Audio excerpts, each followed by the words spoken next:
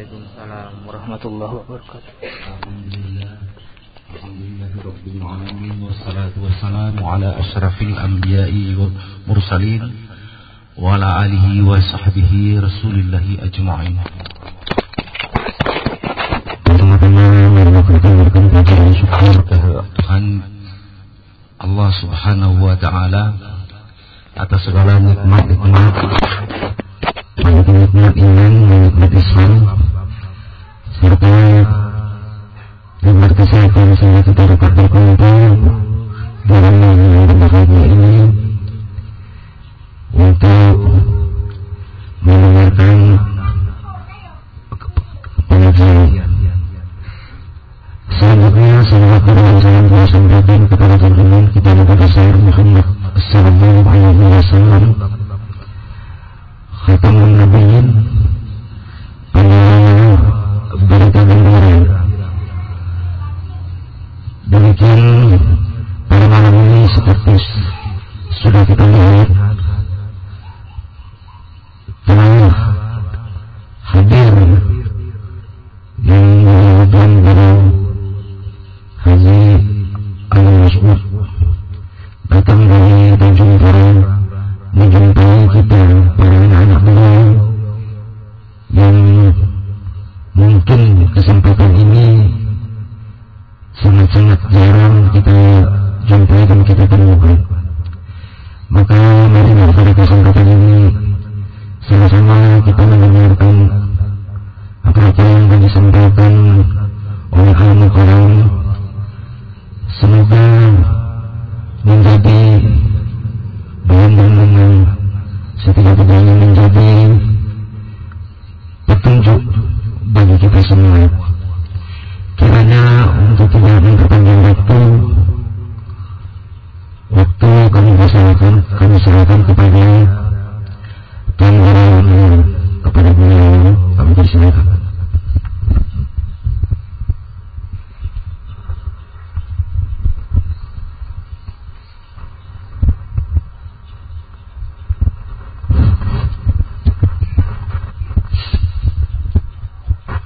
Assalamualaikum warahmatullahi wabarakatuh.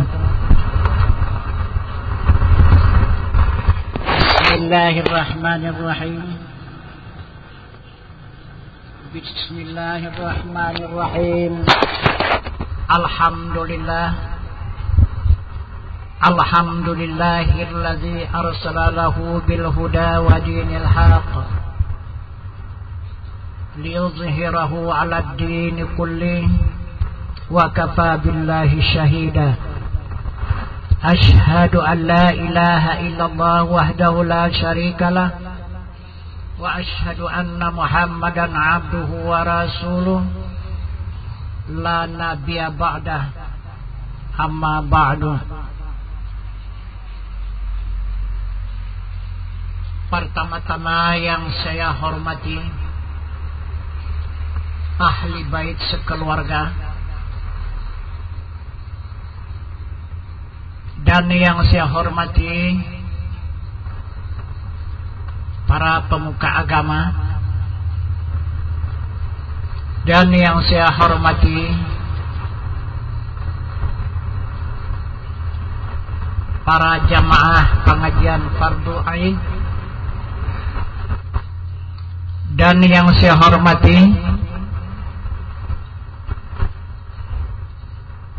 para pengajian-pengajian lainnya yang telah berhadir di majlis ini, dan yang saya hormati para bapak dan para ibu-ibu dan para saudara yang berhadir pada malam hari yang berbahagia ini, dan yang saya muliakan para kaum muslimin dan muslimat. Marilah di dalam kesempatan yang berbahagia ini kita bersama-sama meningkatkan rasa syukur kehadirat Allah Subhanahu wa taala, beserta menyampaikan salawat dan salam atas junjungan kita Nabi besar Muhammad sallallahu alaihi wasallam, dengan rahmat Allah beserta nikmatnya hingga pada saat malam hari yang berbahagia ini.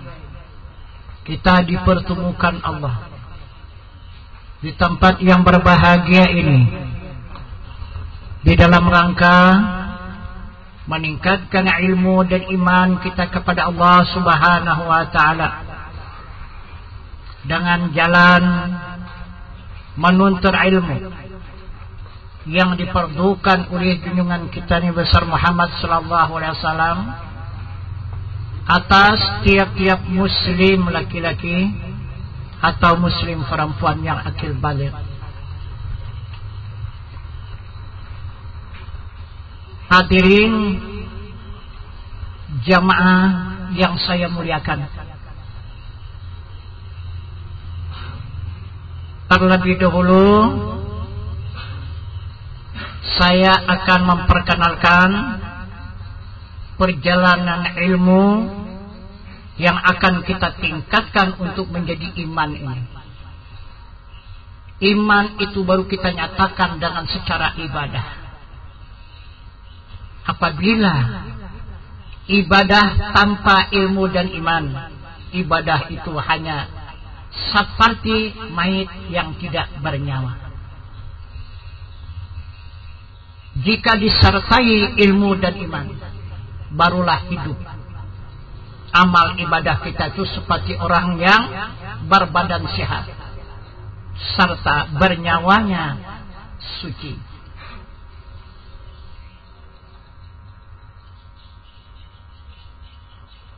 Jadi perjalanan ilmu yang kita tuntut atau yang kita kembangkan sampai saat sekarang ini, kita ini adalah untuk melanjutkan sunnah Rasulullah, yaitu perbuatan Rasulullah beserta ilmunya. Rasulullah mengatakan kepada kita umat ini tidak dibenarkan oleh Allah menceraikan dua hal. Pertama syariat, kedua hakikat. Ini tak boleh bercerai. Sabda Rasul menyatakan kepada kita umat, wasyari'atu bila hakikati atilatu wal hakikati bila syariati batilah. Bersyariat saja, kata Rasul, tanpa hakikat hampa, kosong. Dimisalkan orang mati, itu syariat saja, tubuh yang tidak bernyawa. Berhakikat saja tanpa syariat batal. Tidak akan mungkin nampak nyawa seseorang tanpa ada tubuhnya. Jadi kedua-duanya ini adalah dia mesra. Baru sempurna kehidupan kita hamba Allah. Syariat beserta hakikat.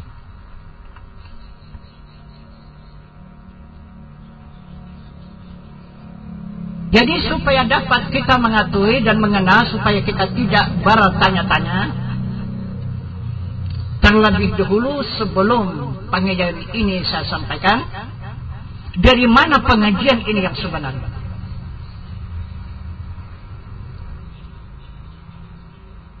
Ini pengajian yang disebut dengan ilmu fardu ain. Ini adalah pelajaran hakikat. Ini ilmu hakikat. Dengan hakikat inilah bisa kita mengenal kepada Allah Subhanahu wa taala. Tanpa hakikat sama sekali kita buta. Kita tidak mengenal kepada Allah Subhanahu wa taala, hanya menyebut Allah atau Tuhan. Tapi tidak tahu kita siapa itu Allah, siapa itu Tuhan. Ini yang disebut dengan buta. Apa yang buta? Mata hati kita. Apabila buta mata hati kita, butalah kita di akhirat. Tidak akan dapat kita menikmati alam akhirat itu karena buta.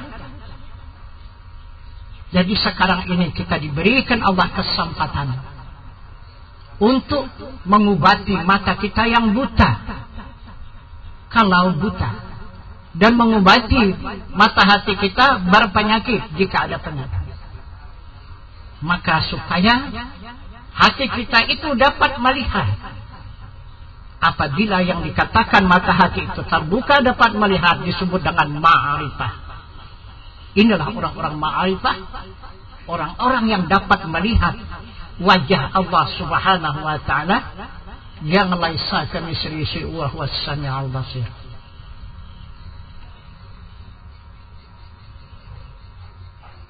Jadi perjalanan yang pertama, ilmu yang kita sampaikan ini adalah ilmu hakikat. Hakikat ini tidak bercerai dengan syariat dan tarikat dan ma'rifat. Jadi dia 4. Tarikat, hakikat, ma'rifat, dan ma'rifat. Nah, jadi ini bahagian ilmu fardu ain ini adalah untuk mempertunjukkan ilmu hakikat dan ilmu ma'rifat dan ilmu tarikat. Jadi ilmu syariat ini tersendiri. Inilah yang zahir, yang nyata, yang dipakai oleh semua umum hamba Allah. Inilah syariat. Jadi kalau kita hidup di dalam alam syariat semata, sama sekali kita tidak tahu dengan Allah, tak tahu kita dengan Tuhan.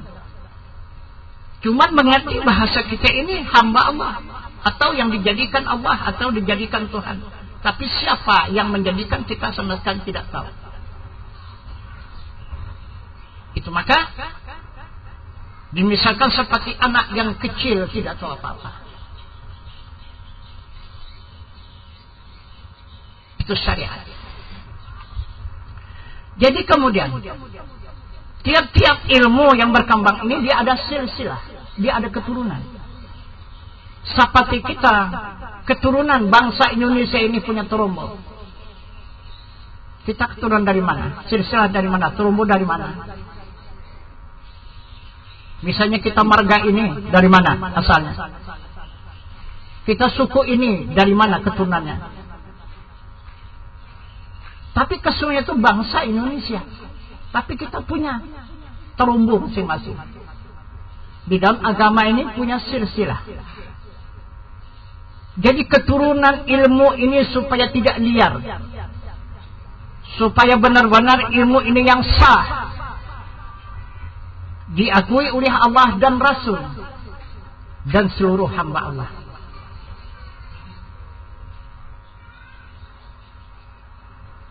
Jadi yang disebut dengan ilmu fardu ain, yaitu 3 ilmu usuluddin, fikih, dan tasawuf.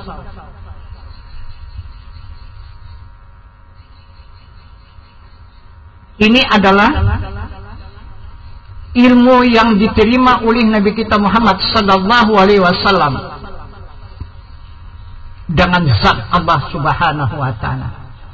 Langsung. Tidak ada perantaraan, tidak ada silsilah. Malaikat Jibril atau siapa tidak ada. Nabi kita Muhammad SAW langsung menghadap kepada zat Allah Subhanahu wa taala untuk menerima ilmu fardu ain ini. Kemudian Rasulullah tidak menyampaikan kepada sahabat. Sudah diterima oleh Rasulullah, maka disampaikan kepada anaknya yang bernama Siti Fatimah.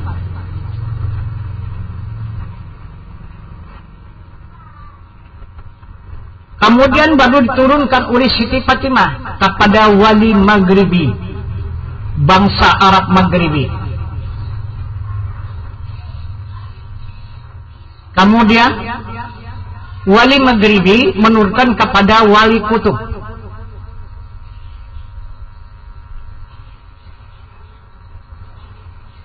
Wali Kutub ini menurunkan kepada wali Ghaus. Wali Ghaus ini menurunkan kepada Syekh Abdul Qadir Jailani, Sultan Aulia Allah, Masyriq dan Maghrib.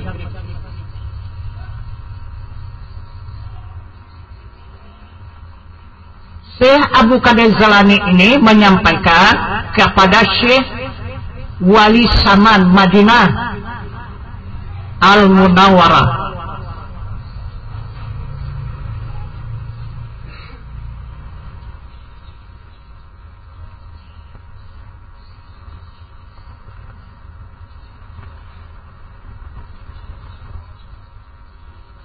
Kemudian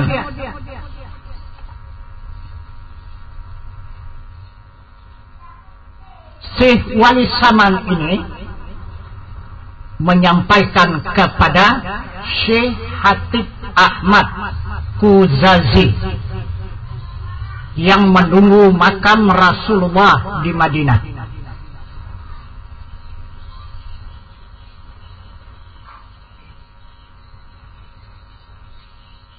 Dan dari Syekh Muhammad Saman inilah berkembang ajaran wali Allah ke seluruh pelosok dunia, yang terbanyak jatuh ke Pulau Jawa. Kemudian Syekh Hatib Ahmad menyampaikan lagi kepada Syekh Haji Abdul Qadar Kalimantan Pelajau.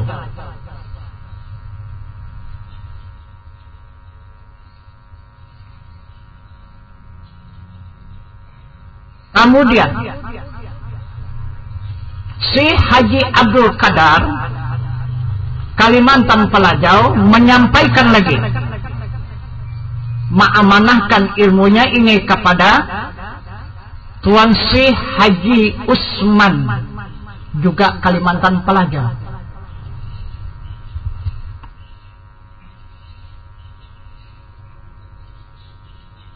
Kemudian Syekh Haji Usman Kalimantan Pelajau, barulah dia mengamanahkan kepada saya.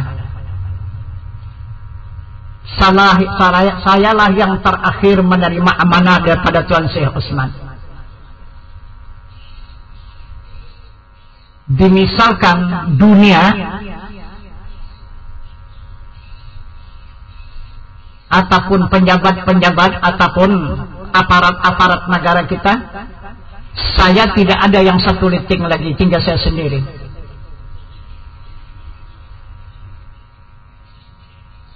Seperguruan saya yang bernama Syekh Haji Usman Kalimantan Pelajau tidak ada murid lagi, tinggal saya sendiri.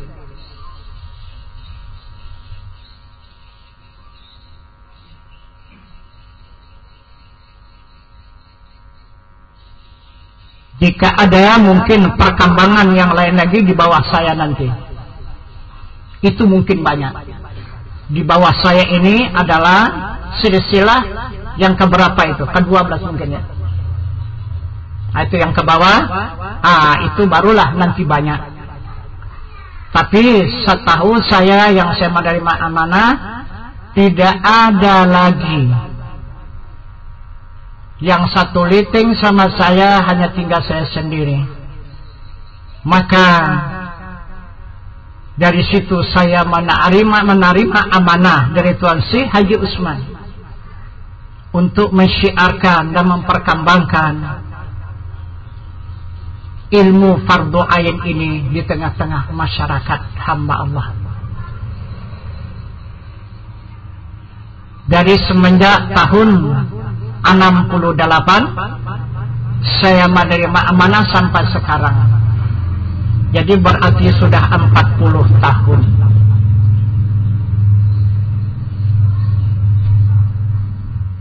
Jadi selama 40 tahun ini saya tidak lagi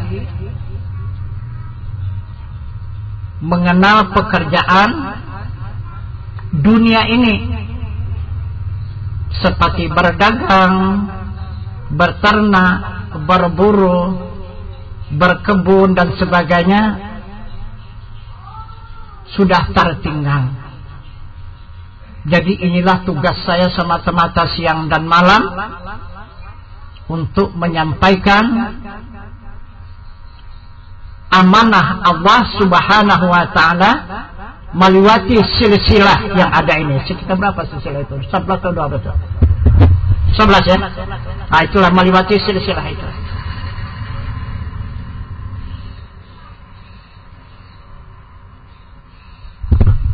terjadi itu maka saya mengatakan saya tidak mengaku guru, saya tidak pernah merasa diri saya ulama, dan saya tidak pernah merasa saya punya ilmu satu huruf pun.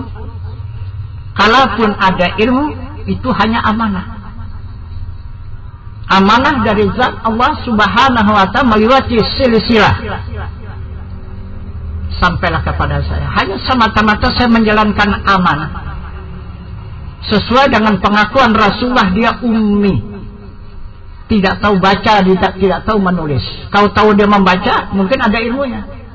Kalau bisa dia menulis, mungkin ada pengalamannya. Sama. Kalaupun saya menulis, hanya kehendak Allah. Kalaupun saya berkata, hanya perintah Allah yang melewati Rasulnya. Jadi tidak ada yang dapat saya katakan mana itu yang benar, mana itu yang salah, saya tidak tahu. Hanya Allah yang mengetahui kebenaran itu. Karena Allah yang maha benar, perkataannya ataupun segala-galanya sadaqallahul azim. Jadi inilah pertama, supaya dapat mencatat, inilah silsilah ilmu yang kita tuntut, yang kita amalkan. Insyaallah mudah-mudahan ini kita meluncur melewati silsilah ini sampai kepada zat Allah subhanahu wa ta'ala, tidak akan diragukan.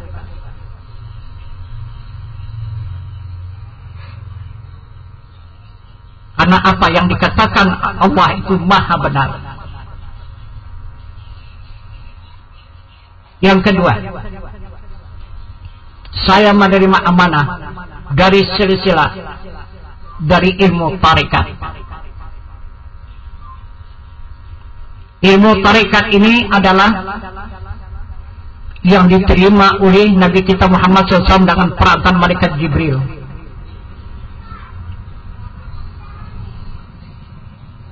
Maka Rasulullah menyampaikan kepada sahabat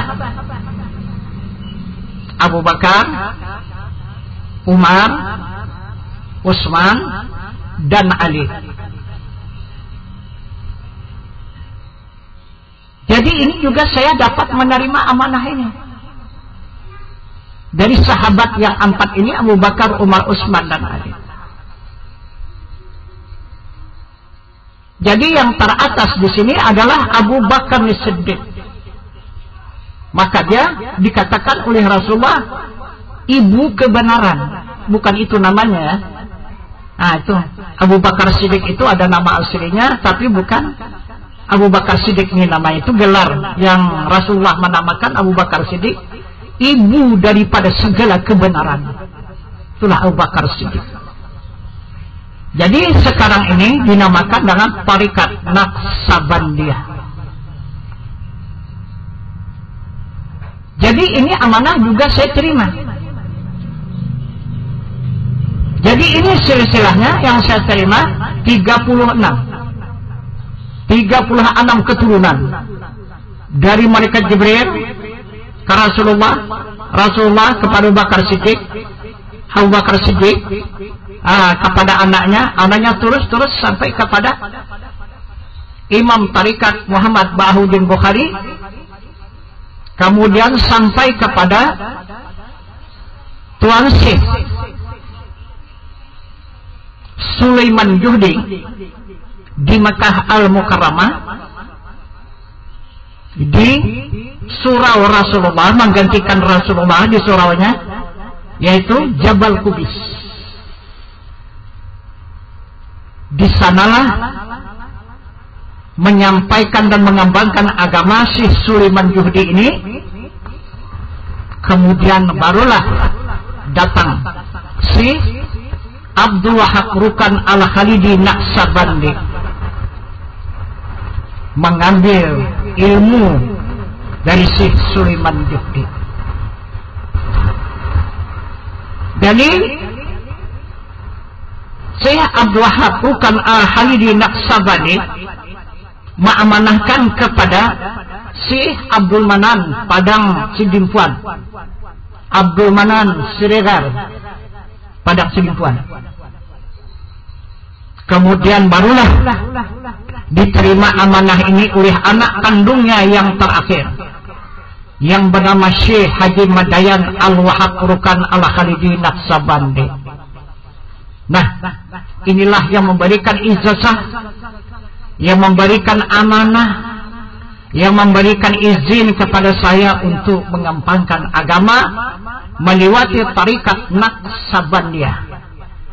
Boleh saya membuat rumah persulukan atau mengembangkan ilmu tarikatnya dan mentawajuhkan dan kemudian mengembangkan ilmu fardu ain di seluruh wawasan Nusantara.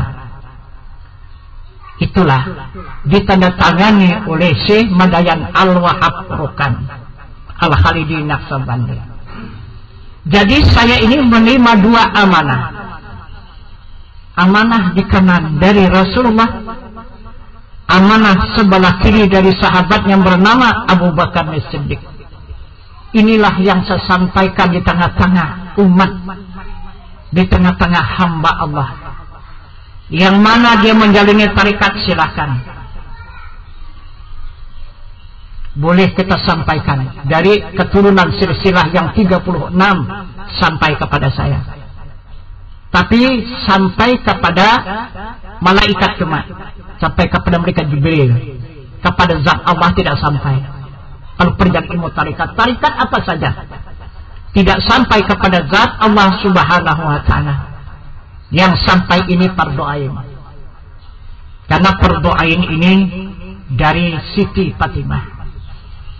Itu yang mensyiarkan, yang mengembangkan ilmu di tengah-tengah masyarakat hamba Allah di muka bumi ini untuk jalan pengenalan kepada Allah Subhanahu wa Ta'ala.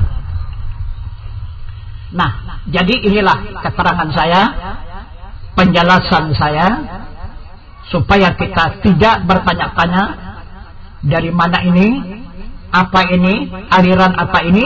Kita tidak aliran, kita jelas kita punya silsilah.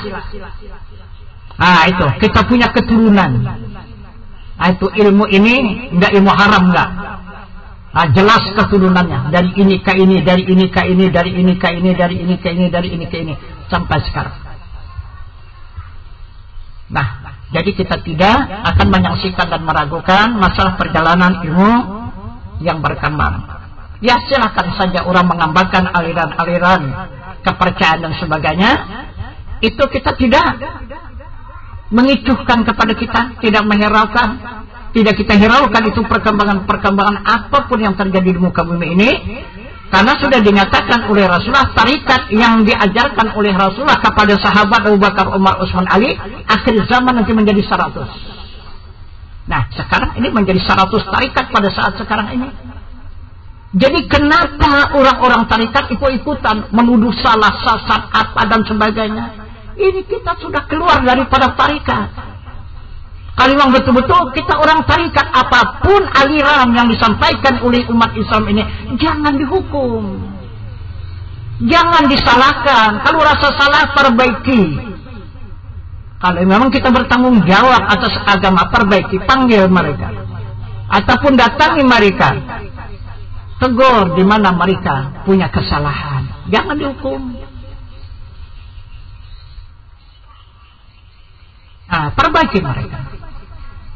Begitu juga Rasulullah mengatakan di akhir zaman nanti akan berkembang i'tikad, 73 i'tikad. Padahal i'tikad hanya satu, i'tikad ahli sunnah wal jamaah. Apa arti i'tikad ahli sunnah wal jamaah? Arti i'tikad ahli sunnah wal jamaah, i'tikad itu tujuan, ahli itu ilmu, sunnah itu nabi, jamaah perhimpunan. Yang dicatat oleh Rasul sekatnya 2.4.000 nabi, yang dijadikan Rasul 25 Rasul. Ilmunya mana? Mana ilmu Nabi mana? Kita jangan berpedoman kepada ilmu siapa, ilmu si A, si B dan sebagainya. Ilmu Nabi itu yang menjadi pedoman. Karena ilmu Nabi itu yang dijamin oleh Allah Subhanahu wa Ta'ala tidak akan sesat selama-lamanya. Ilmu Nabi, jangan ilmu orang. Ilmu orang bagaimanapun benar pasti sesat. Ilmu Nabi yang sudah dijamin oleh Allah yang tidak sesat, mana dia? Maka ilmu Nabi itu dikatakan oleh Rasulullah i'tikad ahli sunnah wal jamaah. Tapi yang menghancurkan i'tikad ahli sunnah wal jamaah, Qadariyah, Jabariyah, Mu'tazilah. Inilah yang menghancurkan, yang menenggelamkan i'tikad ahli sunnah wal jamaah. Maka tidak berkembang i'tikad pada saat sekarang ini. Belum tentu 1000 orang satu punya i'tikad ahli sunnah wal jamaah. Nah, yang kebanyakan berkembang adalah Qadariyah, Jabariyah, Mu'tazilah. Contoh seperti kita, siapalah yang menggerakkan tangan ini, maka tangan ini bisa bergerak? Siapa? Hamba. Ini jelas hamba, manusia. Ini aja. Benar kan? Benar. Inilah manusia.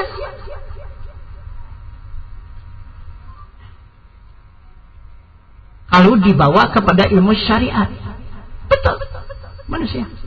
Tak bisa dibantah. Mau kemana dibantah siapa? Dibantah apa rupanya? Dikatakan Tuhan lah, bisalah. Tak Tuhan bertangan begini. Ini ada jarinya. Mustahil Tuhan seperti ini. Karena Tuhan lam yalid walam yulad walam yakul lahu kufuwan ahad. Ini dibantah oleh Al-Quran. Jadi kalau dibawa kepada i'tikad, ini adalah kafir. Hamba berbuat. Di mana kafirnya? Adalah membantah kepada Al-Quran dan hadis.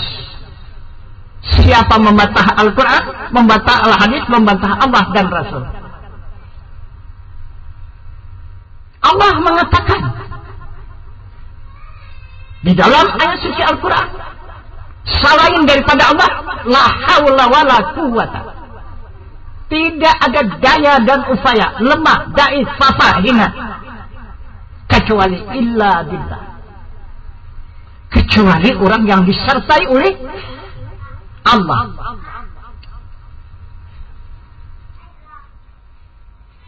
Baru bisa bergerak.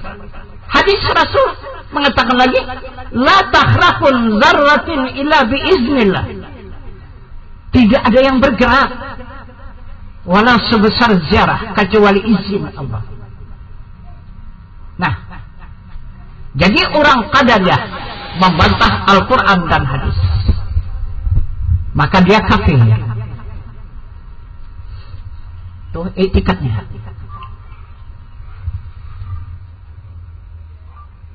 Kemudian yang kedua, siapalah yang melakukan tangan ini maka bisa bergerak? Tuhan.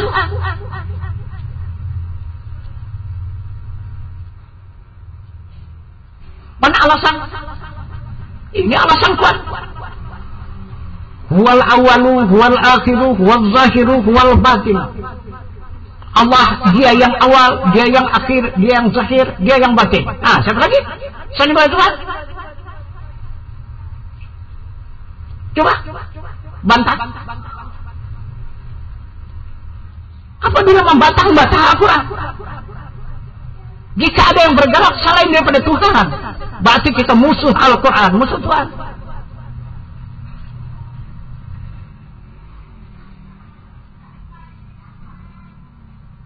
Benar di dalam ilmu, tapi di dalam i'tikad itu Jabariyah, itu adalah mengaku Tuhan semata-mata, itu sesat.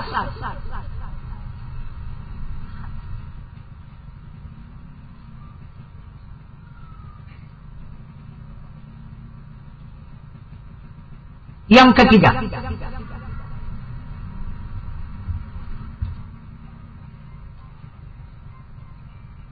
siapa ini yang bergerak pada syariatnya hamba? pada hakikatnya Allah. Nah, ini berfungsi. Mu'tazilah berfungsi hamba dengan Tuhan. Kafir zindik. Nah, kan tidak ada yang benar.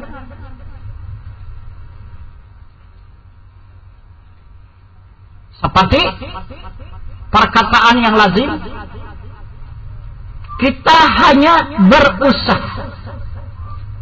Tuhanlah yang memberikan rezeki ataupun yang menentukan rezeki kita. Nah, kita hanya dapat berusaha, tidak dapat menentukan rezeki. Tuhanlah yang menentukan rezeki atas usaha hambanya. Jadi berfungsi hamba dengan Tuhan. Mu'tazilah, ini kafir zindik.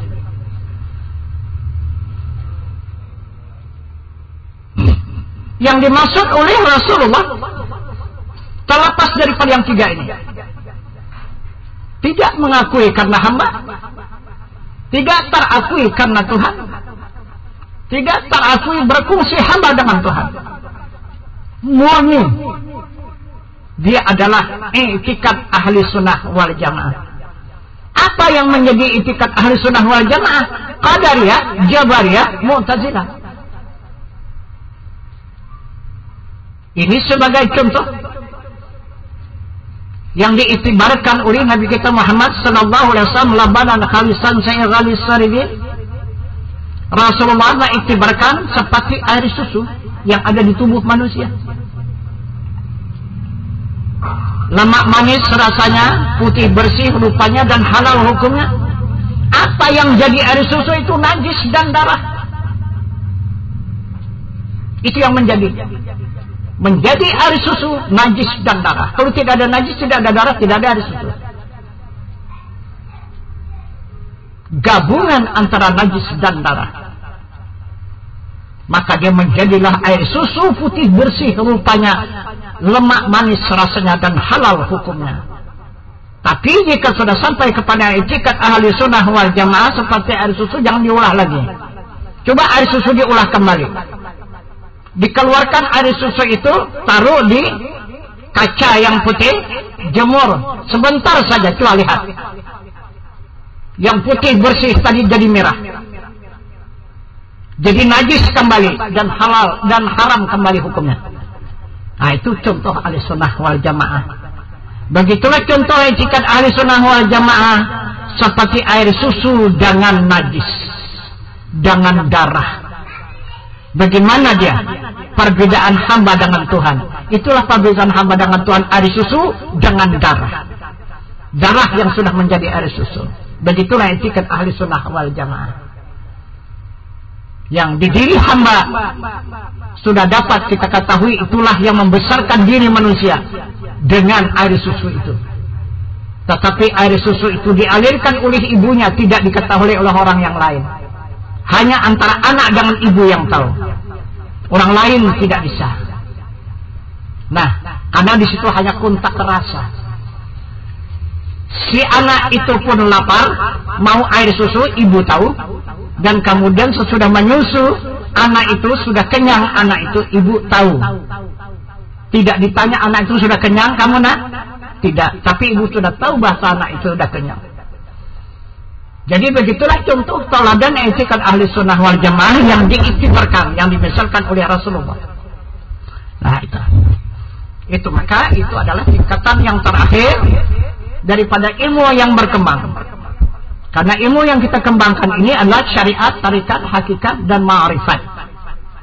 Nah, itu. Habis sampai ma'rifat, baru nanti meningkat kepada i'tikad ahli sunnah wal jamaah. Nah, itu. Jadi 4 inilah yang berkembang lebih dulu: syariat, tarikat, hakikat, dan ma'rifat. Nah, jadi inilah keterangan mengenai silsilah. Nah, itu keturunan perkembangan ilmu yang kita sampaikan sampai pada saat sekarang. Kemudian baru kita awali perjalanan ilmu fardu ain ini. Jadi Allah Subhanahu wa ta'ala menerangkan kepada kita hamba Apa kata Allah? Iqra. Apa itu Iqra? Baca. Apa yang dibaca? Buku tidak ada. Maka Rasul menjawab, tidak tahu baca. Iqra. Kata Jibril, saya tidak tahu baca.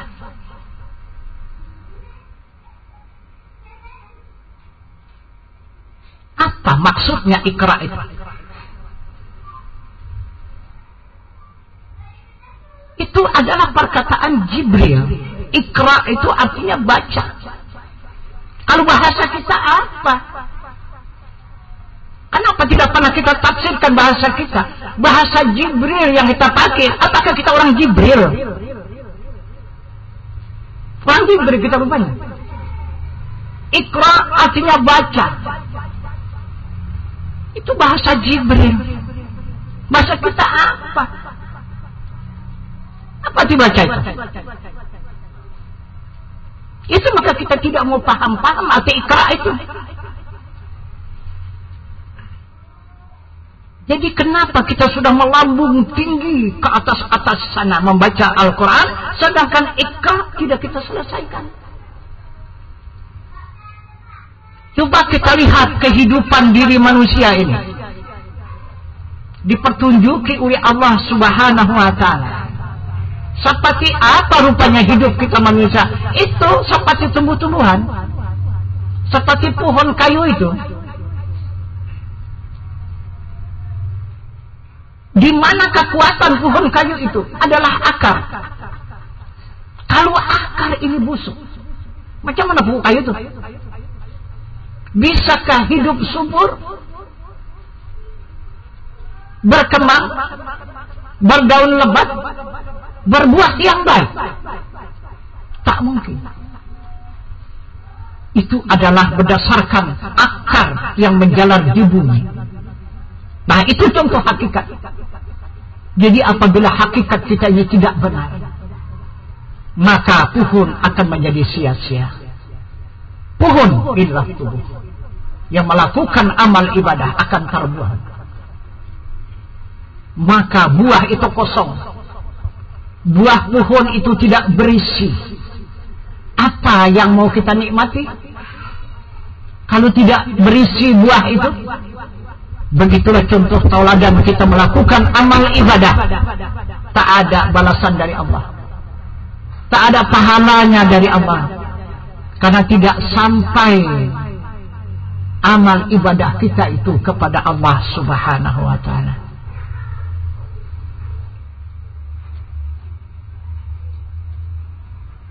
Nah, apa arti Iqra? Iqra itu ketahui. Arti baca itu ketahui. Atau pelajari. Atau kenali. Diketahui, dipelajari, dikenal. Itu arti daripada Iqra. Apa yang diketahui? Apa yang dipelajari? Apa yang dikenali? Bismi rabbikal ladzi khalaq. Dengan nama Allah. Mana nama Allah? Diri manusia yang dijadikannya daripada segumpal darah. Kenapa ini tidak kita pelajari? Kenapa ini tidak kita baca? Diri manusia yang sudah ada, yang kita saksikan, yang kita nikmati, kenapa tidak pernah kita membacanya? Kenapa tidak Iqra? Kenapa? Maka Allah mengingatkan fi anfusikum afala tubsirun. Yang ada pada diri kamu kenapa tidak kamu lihat? Apa rupanya ada pada diri itu? Itu ayat berikutnya ke atas. Tapi kita adalah disuruh oleh Allah, diperintah oleh Allah yang pertama mempelajari diri. siapa diri kita ini yang sebenarnya. Itu arti daripada baca. Karena tubuh kita ini terdiri daripada bentuk laki-laki dan perempuan adalah asma Allah yang berisikan pengasih lagi penyayang.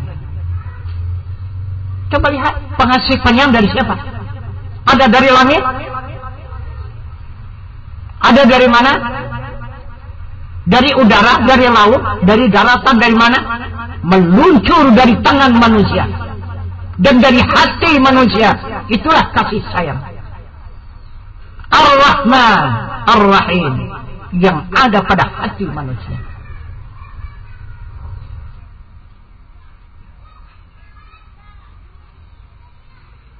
Ini yang dimaksud oleh Allah, supaya hamba itu dapat mengetahui dirinya, mengenal dirinya, otomatis dia akan kenal kepada Tuhannya. Maka sabda Rasulullah mengatakan kepada hamba, man arafa nafsahu fakat arafa rabbahu, man arafa rabbahu fasadal jasad. Siapa-siapa yang mengenal dirinya, saya mengenal akan Tuhannya. Siapa-siapa yang sudah mengenal Tuhannya, maka binasalah dirinya. Ini banyak ustaz-ustaz takut membaca hadis itu karena takut binasa diri. Karena mereka beralasan wajib memelihara diri. Ini Rasul mengatakan binasa diri. Yang tidak paham bahasa Rasul, kenapa maka dikutuskan? Kenapa maka dihukumkan? Bertanya, kenapa? Kenapa maka diputuskan? Binasa diri itu wah, gila kita nanti dan sebagainya. Itu maka banyak tuduhan siapa yang menuntut ilmu itu gila. Lihat, yang gila-gila itu orang menuntut ilmu, apa yang tidak berilmu? Karena itu kata-kata yang terbalik. Orang gila itu tidak berakal, tidak berakal, tidak berilmu, itu baru bisa gila. Orang yang menuntut ilmu bertambah akal, bertambah ilmu, bertambah akal, bertambah ilmu, bertambah akal, bertambah ilmu, bisa gila. Wah, ini yang sudah perkataan mustahil yang disiarkan, yang dikembangkan di tengah-tengah umat. Jadi umat-umat yang tidak mengetahui ya pula, nggak usah lagi nyegani aja, udahlah, usah nuntut-nuntut ilmu. Maka sudah jelas Rasulullah dibantah oleh umat itu, dihinakan oleh umat, disia-siakan perkataan Rasul itu oleh umat. Sedangkan Rasul tidak saja dia berteriak mengatakan hadisnya untuk mengingatkan kepada umatnya, bahkan lebih daripada berteriak, menjerit Rasul itu memperingatkan kepada umat. Tetapi namun umat tidak mau mendengarkan kata Rasulnya. Apa kata Rasul? Man arada dunya fa'ilihi bil ilmi wa man abadal akhirah fa'alihi bil ilmi.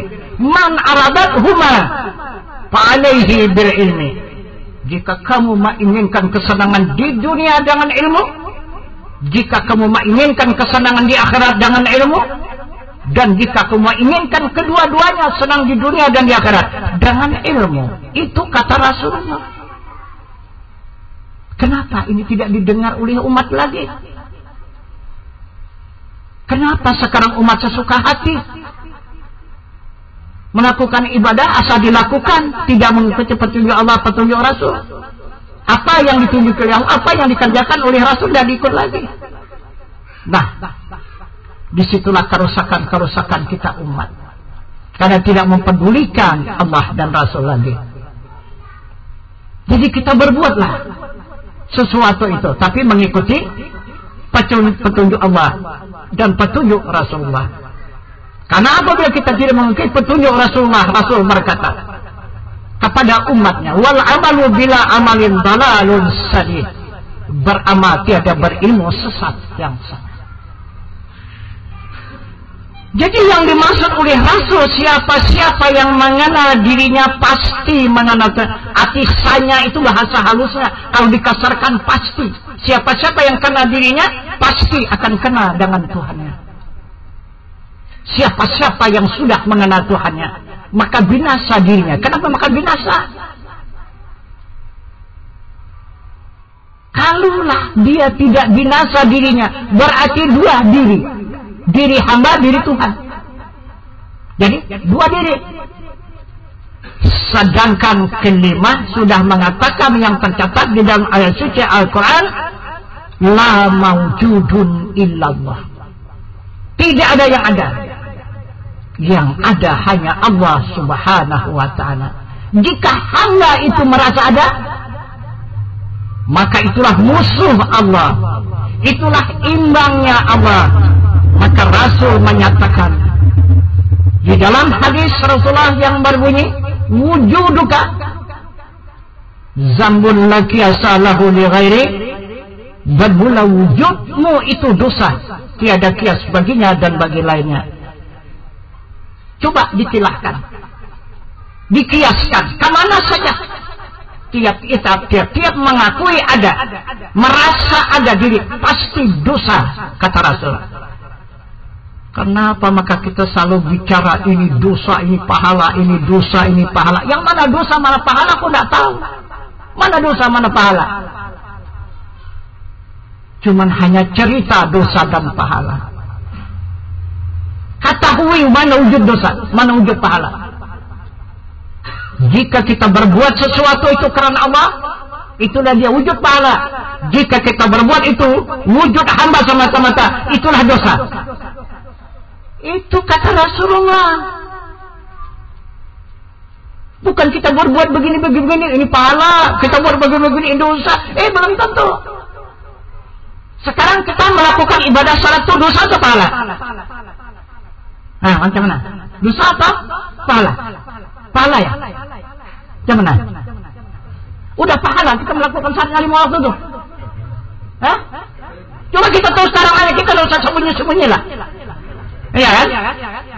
Kita yang kita baca ini zahir dan batin kita. Coba kita terus terang saja, kita katakan waktu kita melakukan salat yang 5 waktu itu dosa atau pahala? Pahala. Alasan? Mana alasannya? Apakah benar itu naik karena Allah? Ya? Kita coba kita lihat baca lafaz daripada niat. Ya? Misalnya salat maghrib, usalli fadal maghribi salasa rakaatin lillahi ta'ala, Allahu akbar. Saja aku salat pada maghrib 3 rakaat tunai karena Allah. Betul karena Allah? Kalau karena Allah betul pahala. Kalau karena kita dosa. Siapa mengatakan dosa? Dosa jadi neraka. Itu yang dikatakan Allah, fawailun lil musallin alladzina hum an salatihim sahun. Celaka dalam sebuah neraka orang yang salat, yang lalai dari ingatan. Coba periksa dengan jujur ingatan kita kemana waktu salat. Dari takbir sampai salam kemana ingatan. Maka apa yang kita ingat di dalam salat itulah Tuhan kamu, kata Allah. Apa yang kamu ingat di dalam salat itu, itulah Tuhan kamu, bukan aku, kata Allah.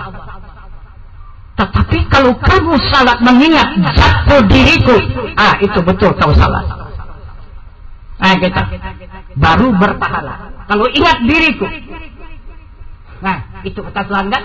Macam mana? Fa'budni, sembah aku, wa aqimis salata li zikri, tegakkan salat. Ingat. Kalau ingat pekerjaan, ingat harta benda, ingat keluarga, ingat jalan tetangga, macam mana? Mana? Dosa atau? Kan jadi dosa jadinya. Kalau sudah dosa jangan kita palai. Berusahalah kita memperubahnya ini. Kita tunggu Allah, tidak akan Allah memperubahnya. Innallaha yaghfiru ma biqaumin hatta wa yughayyiru ma bi anfusihim. Kata Allah, aku tidak akan memperubah seseorang nasib kaum kalau tidak kaum itu sendiri memperubah nasibnya. Bagaimana cara memperubah nasib ini? Sudah dipertunjukkan oleh Allah dan Rasul jalannya. Ini yang berdosa, ini yang berpahala. Yang berpahala bukan fawailun, kan aflahal mu'minun alladzina hum fi salatihim khashi'un. Itu yang berpahala. Khashi'un yang khusyuk. Ingatan yang tidak mau pindah kepada zat Allah Subhanahu wa taala. Kullu syai'in khaliqun ila wajhah. Sesuatu itu rusak lagi binasa kata Allah kecuali wajahnya yang laisa kamitslihi syai'un. Zatnya maha suci yang tidak rusak dan tidak binasa. Kesanalah kembalikan ingatan. Coba buka kasar asrar. Rahasia ketuhanan. Jelas Allah mengatakan. Itu apa kata Allah? Bukan nanti ya, kalau ada kasar asrar boleh silakan. Bukan nanti baca. Allah menyatakan dirinya. Kata Tuhan, Innani anallah. Sesungguhnya aku ini bernama Allah. La ilaha illa ana. Tidak ada Tuhan yang lain, hanya aku. Fa'budni, sembah aku. Siapa yang menyembah? Siapa yang menyembah? Siapa yang mengenal dirinya? Karena tidak ada yang dijadikannya. Maka Allah menjadikan sesuatu. Karena dia hendak mengenal akan daku di dalam tiap-tiap sesuatu. Itu kata Allah. Aku menjadikan sesuatu manusia, jin, binatang, tumbuh-tumbuhan, apa saja yang ada di bumi dan di langit. Itu sudah berjanji dengan aku kata Allah. Karena dia mau mengenal akan daku. Maka aku jadikan. Kau tidak akan aku jadikan. Kau tidak mengenal akan daku. Itu kata Allah. Semua kita ini menerima janji dari Allah untuk mengenal dia. Maka dijadikannya di muka bumi ini. Berapa puluh tahun kita sudah berjalan di muka bumi ini. Sudahkah kita mengenal dia? Sudahkah kita mengenalkan yang menjadikan diri kita ini? Maka itulah dosa yang amat besar. Walaupun kita berzikir, bertasbih, baca Quran dan bersalawat setiap hari. Walaupun melakukan salat yang 5 waktu, puasa sepanjang hari, zakat dan haji, tetap kita di dalam keadaan dosa. Inilah dosa yang pertama yang amat besar. Karena kita mengingkari janji terhadap kepada Allah Subhanahu wa taala. Karena kita ini berjanji dengan Allah untuk dijadikannya. Janji kita untuk mengenal kepada yang menjadikan itu. Maka Allah Subhanahu wa ta'ala memerintahkan kepada hambanya yang akan beriman kepadanya.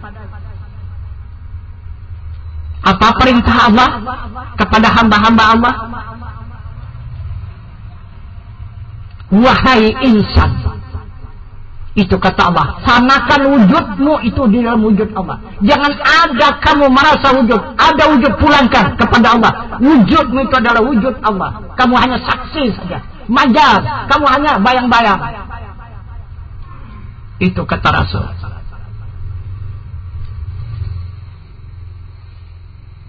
Ini satu. Sanakan wujudmu di dalam wujud Allah. Fanakan sifatmu di dalam sifat Allah. Ini dua saja permintaan Allah. Fanakan wujudmu di dalam wujud Allah. Fanakan sifatmu itu di dalam sifat Allah. Itu saja permintaan dua perkara. Yang dituntut, yang diminta oleh Allah Subhanahu wa ta'ala. Siapa yang melunasi tuntutan permintaan Allah, maka dibebaskan Allah dari segala hukuman. Itu cuma kita kena hukum karena kita tidak melunasi perjanjian kepada Allah. Jika kita sudah kita lunasi perjanjian kepada Allah, Allah berjanji tidak akan menghukum hambanya lagi. Nah, alasan Allah tidak menghukum hamba lagi, Allah akan menyatakan dirinya. Apa kata Allah? Aku yang hidup dalam dirimu. Aku yang berkuasa pada tulangmu. Aku yang berkehendak pada nafsumu. Aku yang mengetahui pada ilmumu. Dan aku yang mendengar pada telingamu. Dan aku yang melihat pada matamu. Dan aku yang berkata-kata pada lidahmu. Tatkala itu lepaslah engkau daripada segala syirik. Maka syirik itulah dosa yang amat besar. Siapa yang melepaskan diri daripada syirik, suci dirinya daripada sekalian dosa. Inilah yang diakui oleh Allah, ya ayyuhalladzina amanu tubu ilallahi taubatan nasuha. Inilah orang yang beriman yang dapat mensucikan diri daripada sekalian dosa.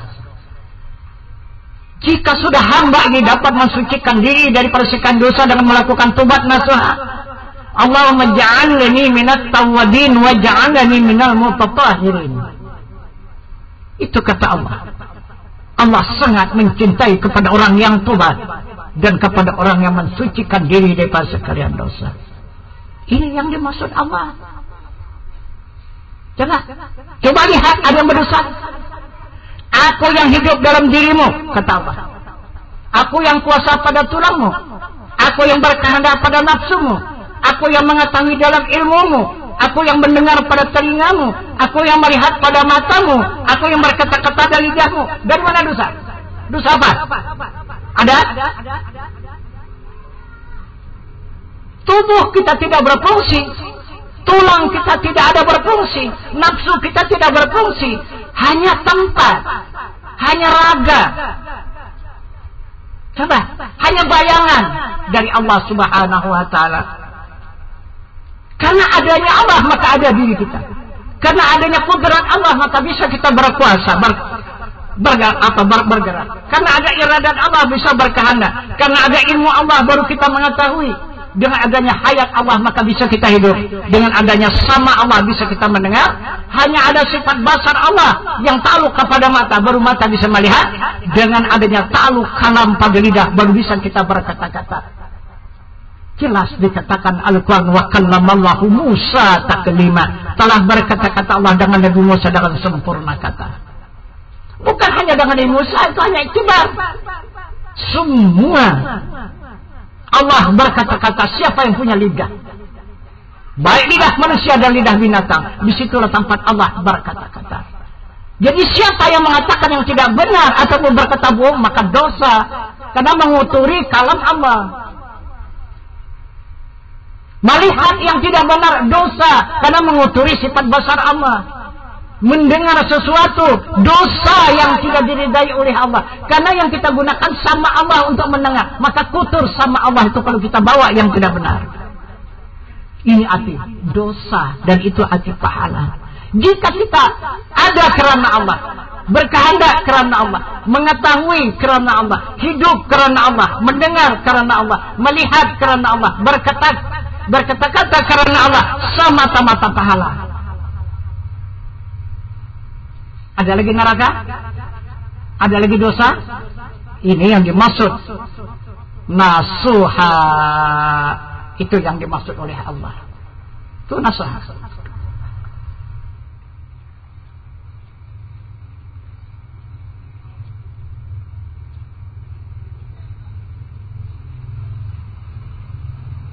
Jadi kemudian Rasul tadi mengatakan, waman abadal akhirah fa'alaihi bil ilmi. Jika kamu menginginkan kesenangan di akhirat dengan ilmu, mana ilmunya? Senang di akhirat. Kalau dunia lain lagi ya, ini akhirat. Maka Rasul menjelaskan lagi, untuk mendapatkan kesenangan di akhirat, faribul ilmi faridatun ala kulli muslimin wal muslimat. Maksudnya bermula menuntut ilmu fardu ain atas muslim laki-laki dan muslim perempuan yang akil balik. Berapa lamanya? Menuntut ilmu itu? Ilmu diri itu, ilmu ain, ilmu diri.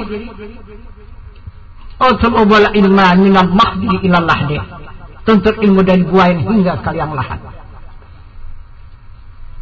Kemudian apa kata Rasul lagi? Utlubul ilma minal bisin. Tuntut ilmu walau ke negeri Cina. Apa arti ke negeri Cina? Begitulah mahalnya ilmu, begitulah pentingnya ilmu, begitulah berharganya ilmu.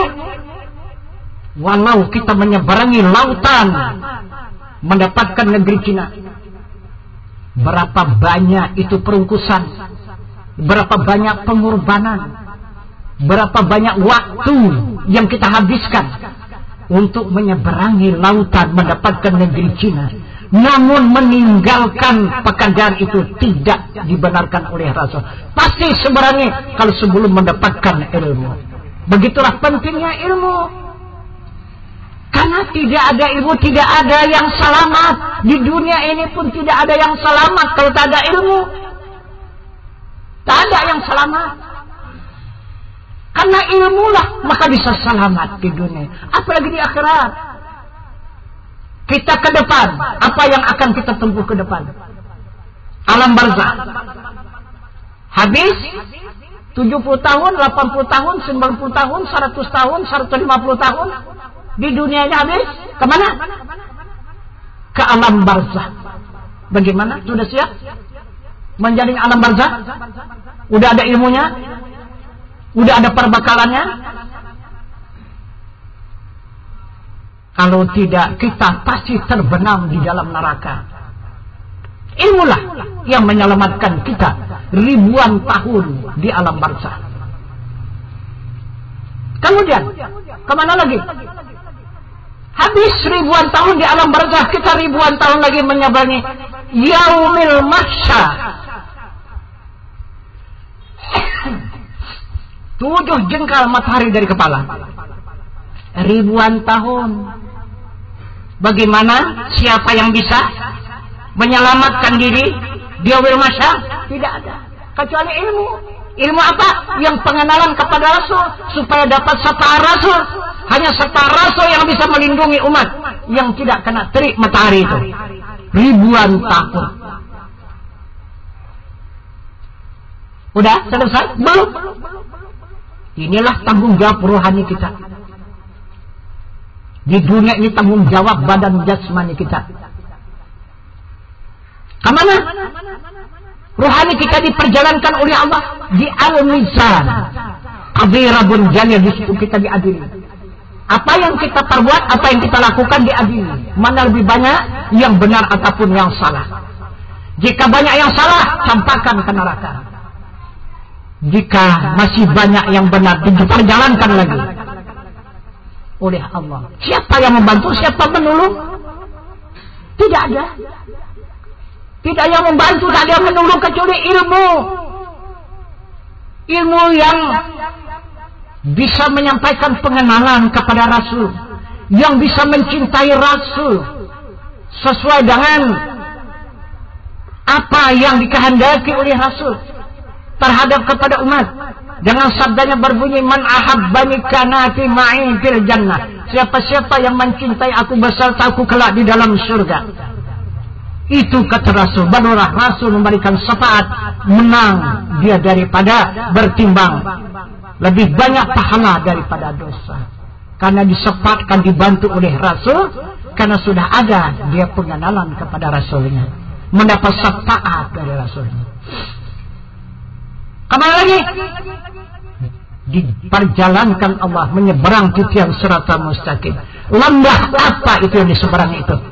Neraka. Menyeberangi neraka itu 1500 tahun perjalanan. Menaik 500 tahun, merata 500 tahun, menurun 500 tahun, 1500 tahun.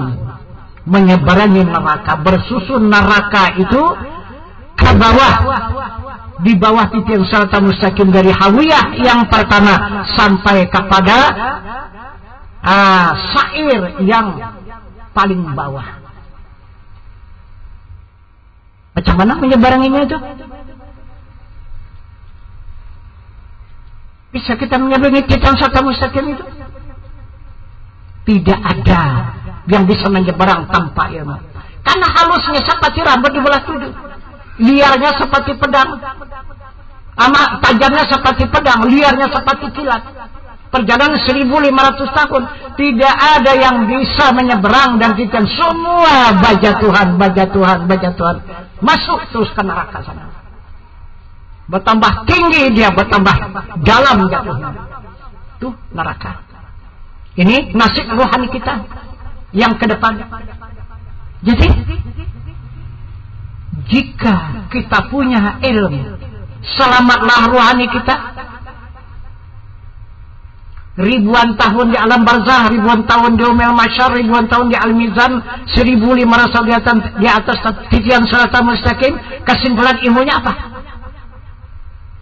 Yang bisa menyeberang titian siratal mustaqim ilmunya apa? Asyhadu an la ilaha illallah wahdah la syarikalah. Itu cuma ilmunya, bukan banyak. Sudah kita memiliki Tuhan yang bernama Allah. Sudah benar kita beriman kepada Muhammad Rasulullah. Jika benar dia wahdah, dia esa, la syarikalah, dia tidak ada syarikat baginya. Ini orang yang lurus di atas jalan siratal mustaqim. Jangan dihayal-hayalkan. Ini alat kita menyeberang di atas jalan siratal mustaqim. Asyhadu an la ilaha illallah wahdah la syarikalah. Inilah sekarang baca, inilah pelajari, inilah ketahui, inilah kenali, ini jalani. Tembus dari jalan siratal mustaqim. Jangan dihayal-hayalkan jalan siratal mustaqim itu kapan kita sekarang. Karena kita pulang kepada Allah pun sekarang. Apa ditunggu-tunggu nanti? Itu. Karena Rasul sudah mengatakan mautu qabla an tamutu, matikan diri kamu dahulu daripada mati kamu. Mana orang yang mati? Man arafa nafsahu bil mauti faqad arafa rabbahu bil hayati. Siapa-siapa yang mengenal dirinya dengan mati, sesungguhnya mengenal Tuhannya dengan hidup yang tiada mati. Jadi orang yang sudah mati, dia tidak tahu siapa lagi yang ada, hanya Allah dan Rasul. Itu yang ada di hadapannya, lain tidak ada.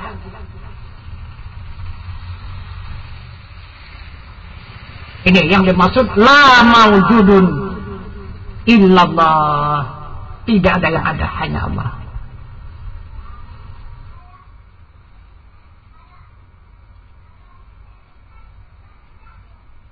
Jadi barangkali ini sebagai mukaddimah dulu pertama yang dapat saya sampaikan, dan saya perkenalkan perjalanan ilmu yang kita tuntut, yang akan kita jadikan iman, dan untuk menyempurnakan amal ibadah.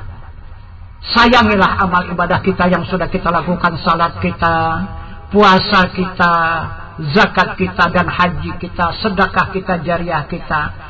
Jika ada ilmu dan iman, jika tidak ada ilmu dan iman, maka runtuh nanti amal ibadah kita itu. Jadi kita mencintai amal ibadah, mencintai amal dan ibadah, maka kita berjuang, berkorban untuk menuntut ilmu. Ilmu inilah yang menjamin, ilmu inilah yang menyelamatkan diri kita dan amal ibadah kita. Nah, jadi di antara 3 ilmu tadi yang diwajibkan oleh Rasul, talibul ilmi fardhatun ala kulli muslimin wal muslimat, maksudnya bermula menuntut ilmu fardu ain atas tiap-tiap muslim laki-laki dan muslim perempuan yang akil balik. Yang mana yang diutamakan oleh Rasulullah, ilmu yang dituntut usuluddin. Ini yang pertama. Apa arti usuluddin? Tanya jawab. Usul pertanyaan din agama, bertanya agama, itu yang pertama. Arti agama itu Allah. Agama itu diri Allah. Itu. Bukan agama itu apa-apa, diri Allah. Kenal kepada Allah adalah agama. Tak kenal kepada Allah, tak punya agama. Awaluddin ma'rifatullah. Bermula awal agama, mengenal Allah. Nah, kenal kepada Allah. Apa itu Allah? Allah itu punya zat, punya diri, punya sifat, kelakuan atau wajah, punya asma yaitu nama, punya af'al perbuatan. Ini dikatakan Allah. Zat, sifat, asma, af'al Allah, serupa dengan diri manusia, kepala, badan, kaki, tangan manusia. Itu begitu Allah. Jangan ilmu usuluddin baru kita mengetahui zat, sifat, asma dan afal. Baru Allah itu namanya. Anda katakan asmaul husna itu namanya. Nah itu. Sudah itu baru tasawuf, menghadap kepada zatnya yang maha suci dengan ilmu laduni dan zuhd. Itu dua. Kemudian ketiga ilmu fikih. Inilah untuk menegakkan amal ibadah. Nah itu. Jadi ilmu fikih ini mengetahui syarat, rukun, sah, batal, halal, haram, makruh dan mubah. Supaya sah amal ibadah kita itu diterima oleh Allah Subhanahu wa taala jika sudah punya ilmu. Nah, jadi kesempurnaan itu baru diterima oleh Allah keseluruhan amal ibadah kita jika ilmu sudah meningkat menjadi iman. Iman kepada Allah, iman kepada Rasulullah, barulah diterima Allah amal ibadah kita. Kalau tidak, ilmu kita terbuang. Nah, karena kita diancam oleh Allah, wal asri innal insana lafi khusr. Demi masa manusia sangat merugi. Itu kata Allah, beramal pun manusia itu merugi, apalagi tidak beramal. Karena tidak diterima Allah. Nah, itu maka merugi. Jangan sampai amal ibadah tidak diterima Allah, maka kita nanti akan merugi. Maka usahakanlah supaya diterima Allah. Itulah dengan ilmu dan iman. Ilmu ini kita tuntut lebih dulu, baru nanti meningkat dia menjadi iman. Ilmu syariat, tarikat, hakikat, ma'rifat, baru menjadi iman. Iman yakin, ainul yakin, hakul yakin, dan kamalul yakin. Barulah sempurna iman kita kepada Allah Subhanahu wa taala, sempurna amal ibadah. Inilah keterangan singkat dan akan kita lanjutkan kepada usuluddin, yaitu pertanyaan. Jika ada yang menginginkan mengajukan pertanyaan, ya boleh kita ajukan. Ya, yang mana mampu kita jawab, kita jawab. Kalau tidak, ya sama-sama kita tanya kepada Allah. Karena ini ilmu Allah, bukan ilmu hamba. Dan bukan juga ilmu Rasulullah. Rasulullah hanya perantaraan saja. Jadi ilmu Allah. Maka kita padakanlah sampai di sini. Wabillahi taufiq wal hidayah. Assalamualaikum warahmatullahi wabarakatuh.